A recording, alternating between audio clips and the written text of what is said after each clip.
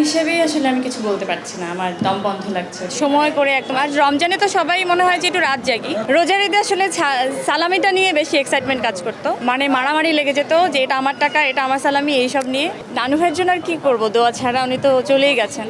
আমার আসলে ঈদটা শুরু হয় ঈদের আগের দিন, মানে চাঁদ রাতে। যিনি আমার সুন্দরের প্রশংসা করলেন তাকে অবশ্যই থ্যাংক ইউ। মানুষ সবভাবেই সুন্দর। আমার মনে হয় এটা কন্টিনিউ করা উচিত, প্রত্যেক বছরই এটা করা উচিত। সব থেকে বেশি ভালো লেগেছে যে একদম দুপুর 3টা থেকে রাত 3টা, এটা অনেক অনেক আমার মনে হয় সবার জন্য হেল্পফুল হলো, যে সবাই সমস্ত কাজবাজ ছেড়ে শেষ করে এসে এখানে আসলে শপিংয়ে সময় করে একদম। আর রমজানে তো সবাই মনে হয় যে একটু রাত জাগি, তো ওই সময়টা আসলে পেয়ে যাই। রোজার ঈদে আসলে সালামিটা নিয়ে বেশি এক্সাইটমেন্ট কাজ করতো, সালামি নিয়ে কাড়াকাড়িও হতো, কারণ আমার কাজিনরা সব আমার সমসাময়িক বয়সের। একজন আছে স্বর্ণা, ওর সাথে খুব মানে মারামারি লেগে যেত যে এটা আমার টাকা, এটা আমার সালামি, এইসব নিয়ে। তো ওগুলো মনে পড়ে যে ছোটবেলায় কত আসলে মজাটা করতাম। চিপস খেতাম, জানি না কিভাবে চলে যেত। দুটোই, বিশ্বাস করেন, যখন পেতাম তখন একরকম ফিলিংস ছিল, আর এখন যখন দেই তখন যাদেরকে দেই, বাচ্চাদেরকে মানে ছোটদেরকে আমার থেকে, তো ওদের খুশিটা দেখলে অনেক তখন নিজের আনন্দ লাগে। নানু ভাইয়ের জন্য আর কি করব, দোয়া ছাড়া, উনি তো চলেই গেছেন, তো দোয়াটাই করা হয়। আর কি করব বলেন, আর তো কিছু করার নেই আমার আসলে ঈদটা শুরু হয় ঈদের আগের দিন, মানে চাঁদ রাতে। মানে ওই সময় যে মজাটা হয়, যেমন মেহেদি লাগানো, খানা পিনা বানানো, সমস্ত রান্না করা।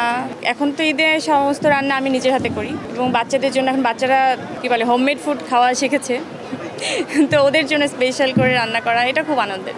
ওদের ঘুমের টাইম কোনোভাবেই ঠিক থাকে না। পুরো 1 মাস যদি আপনি 30 দিন ধরেন, 30 দিনের মধ্যে ওরা 3বার করে ঘুমের সময় আসলে চেঞ্জ করবে। কখনো কখনো খুব সন্ধ্যাবেলা ঘুমিয়ে যায়, ফজরের সময় ওঠে, আবার কখনো কখনো ওরা খুব রাত জাগে, আবার কখনো কখনো দেখা যায় যে রাত 10টা থেকে শুরু করে একদম একটানা 12 ঘন্টা ওরা ঘুমায়। ও আমাকে হেল্প করে, ও আজানের আগে 2-3বার আজান দিয়ে ফেলে।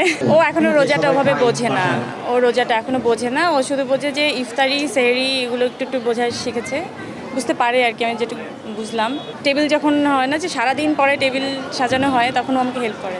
যিনি আমার সুন্দরের প্রশংসা করলেন তাকে অবশ্যই থ্যাংক ইউ, কিন্তু এই যে শারীরিক গঠন, এই যে চিকন হয়েছি, মোটা হয়েছি, এগুলো খুবই আমার মনে হয় এগুলো মাথা থেকে ছেড়ে ফেলা উচিত। মানুষ সবভাবেই সুন্দর, সে মোটা হোক, চিকন হোক, কালো হোক, মানে যে কোনো গায়ের রং, যে কোনো উচ্চতা, যে কোনো শারীরিক গঠন, আমরা মনে হয় এভাবে না বলে আর শিখি। মা হিসেবেই আসলে আমি কিছু বলতে পারছি না, আমার দম বন্ধ লাগছে ওকে নিয়ে যখন আমি ভাবি।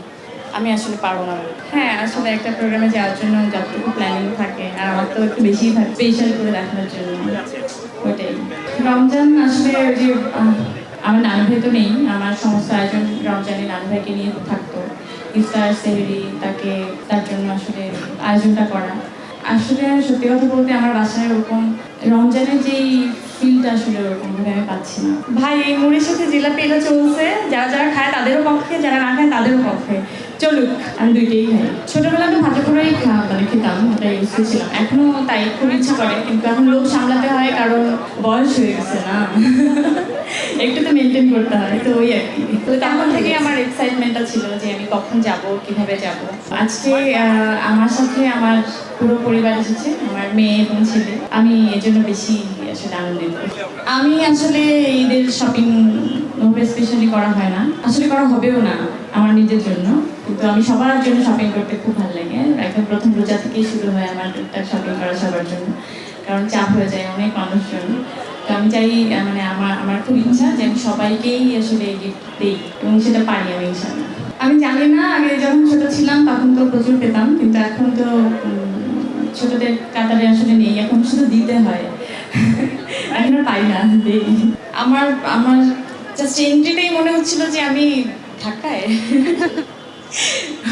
তো এতগুলো দোকান, এতগুলো, এখানে মনে হয় পাকিস্তানের কালেকশনও আছে, তো আমি খুব ইচ্ছা ওখানে একটু যাবো, যদি সবাই একটু হেল্প করে আর কি। আমি যেহেতু ভেতরটা দেখিনি, ভেতর সম্পর্কে আমি বলতে পারবো না, কিন্তু যতটুকু এই মুহূর্তে দেখতে পাচ্ছি, তো এখানে একটা হয় না যে আরাম বোধটা ফিল হচ্ছে, যে একদম শান্তির একটা পরিবেশ এখানে তৈরি হচ্ছে।